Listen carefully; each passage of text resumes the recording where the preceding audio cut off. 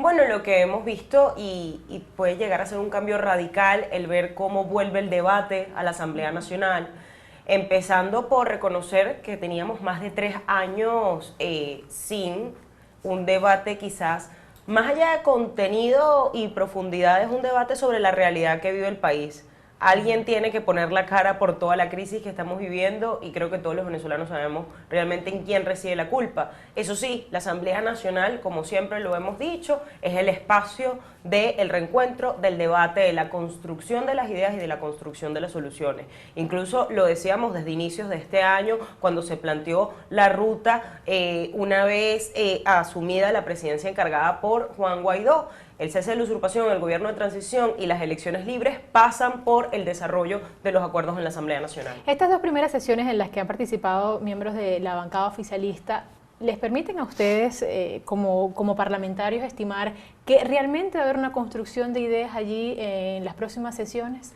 Parte del esfuerzo por mantener la esperanza es ese, que uno no pierda la buena fe y la buena voluntad. Sin embargo, nosotros sabemos, y creo que por historia y por la práctica de ellos, hemos visto que uno no puede darles un cheque en blanco y confiar al 100%. Creo que eso es algo que se construye con hechos, pero con hechos tangibles sobre todo para los ciudadanos, porque el que regresen a la Asamblea Nacional no significa que se ha consumado la buena voluntad de estos oficialistas en la construcción y en el avanzar sobre un cambio en el país. Todo lo contrario, son hechos que tienen que ser en conjunto, que tienen que incluir a todas las partes y que tienen que materializarse sobre todo para la gente, porque eso es lo que se escucha en las calles y sobre todo en los sectores populares. Claro. Mientras aquí no se resuelva la crisis del colapso de servicios públicos, la crisis del agua, del transporte, del gas, de la luz inclusive. Mientras aquí no se resuelva lo que realmente aqueja a todos los venezolanos, que es la pérdida del poder adquisitivo, la pérdida de oportunidades, difícilmente la gente puede decir aquí llegamos a un cambio. Y eso es el norte y eso es lo que no debemos perder de vista. Claro, para uno de los acuerdos, uno de los puntos que se ratificó el día de ayer fue lo que propuso el equipo de Juan Guaidó en Noruega, elecciones justas, transparentes, creíbles. Y para eso se requeriría un acuerdo político, diputada. ¿Y cuán importante es precisamente ese trabajo parlamentario ahora con la bancada oficialista incorporada allí para quizá llegar y pasar ese puente para llegar a esas elecciones justas, libres y transparentes? Bueno, la palabra clave la acabas de decir, Ana, el puente. El puente que te da la misma Asamblea Nacional, el único poder legítimo, tanto para todos los venezolanos como para el mundo entero, que nos va a permitir construir esas ideas. Ahora, ¿es una garantía de lo que yo estoy diciendo hoy en día? No.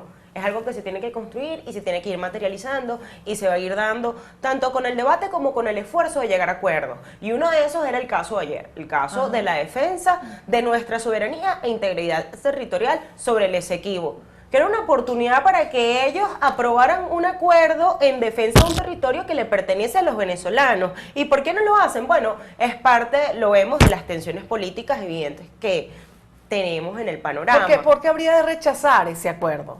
A ver, todo el mundo no quiere tener soberanía sobre el Esequibo. Se supone que todo el país debería estar conteste con esa propuesta, con ese acuerdo. Lo decíamos ayer, Ana, sin embargo, te demuestra cómo la retórica y la rencilla, y más que la rencilla se puede decir como el egoísmo político de ellos puede más que asuntos comunes, que es lo que nosotros desde la Asamblea Nacional siempre hemos defendido, que los temas que competen al país tienen que ser nuestro propósito, tienen que traducirse en objetivos y en metas para todas las fuerzas políticas democráticas en poder aspirar y construir ese cambio que queremos. Mientras nos mantengamos en las agendas chiquitas, y se los decíamos, sálganse de la agenda chiquita, pónganse a derecho y salgan a trabajar por lo que le pertenece a los venezolanos. Mientras ellos sigan en eso, vemos cómo no se materializan esas garantías y esos actos de buena voluntad para que se pueda producir el cambio que queremos mediante el cese de la usurpación, gobierno de transición y las elecciones libres. Pero si hay egoísmo político en un tema como este, que compete a toda la nación, imagínense que pueda haber en cuanto a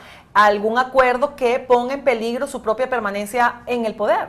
Bueno, es parte, insisto, del esfuerzo también del quiebre de conciencia. Y lo hemos visto en funcionarios, o sea, nadie se esperaba en marzo del 2017 que la fiscal general Luis Ortega Díaz diera un paso hacia adelante por la restitución del orden constitucional. Se logró, miren lo que hemos visto 2 años después, incluso es una de las voceras que apuesta a la ruta establecida por la Asamblea Nacional a principios de este año. En esa construcción de la que habla, diputada, podríamos estar viendo un cese del desacato en el que se ha declarado la Asamblea Nacional desde 2016. Bueno, empezando el qué es el desacato, ese desacato del cual nos tilda el oficialismo y el Tribunal Supremo de Justicia y el que muchos de los venezolanos aún todavía no entienden.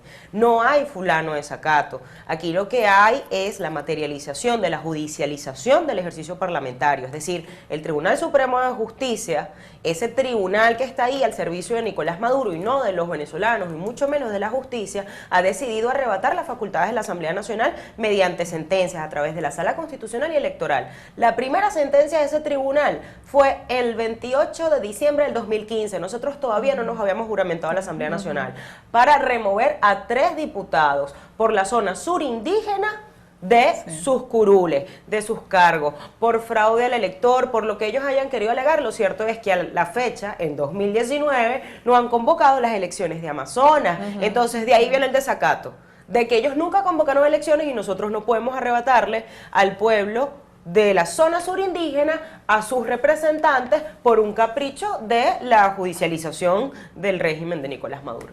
Y eso quedó además en el limbo. Es Quedó decir, en el limbo, no pasó exactamente, nada. Ana. Aquí nunca se convocaron elecciones, entonces nosotros entrábamos en desacato por aceptar a 3 representantes del pueblo venezolano. A ver, ¿cuál es la agenda? La agenda de los que queremos que los venezolanos estén representados en el único poder legítimo hoy del país, o la agenda de la judicialización de la política, del ejercicio parlamentario, por no querer admitir que nosotros contábamos con las 2/3 partes del Parlamento.